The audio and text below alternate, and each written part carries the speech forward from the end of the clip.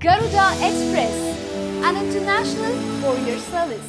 భారత మాజీ రాష్ట్రపతి జీవిత కథ ఆధారంగా తెరకెక్కుతున్న ఏపీజే అబ్దుల్ కలాం చిత్రం మూవీ పోస్టర్ ను విడుదల చేసింది చిత్ర యూనిట్. అబ్దుల్ కలాం అనబడే డాక్టర్ అవుల్ ఫకీర్ జైనులుద్దీన్ అబ్దుల్ కలాం అక్టోబర్ 15, 1931 జన్మించారు. భారతదేశపు ప్రముఖ క్షిపణి శాస్త్రవేత్త. 11వ భారత రాష్ట్రపతిగా పనిచేసిన అబ్దుల్ కలాం ఎందరో మనసులలో సుస్థిర స్థానం సంపాదించారు. తమిళనాడులోని రామేశ్వరంలో పుట్టి పెరిగిన కలాం భారత రాష్ట్రపతి పదవికి ముందు defence research and development organisation DRDO, Indian space research organisation ఇస్రోతో ఒక ఏరోస్పేస్ ఇంజనీర్ గా పనిచేశారు.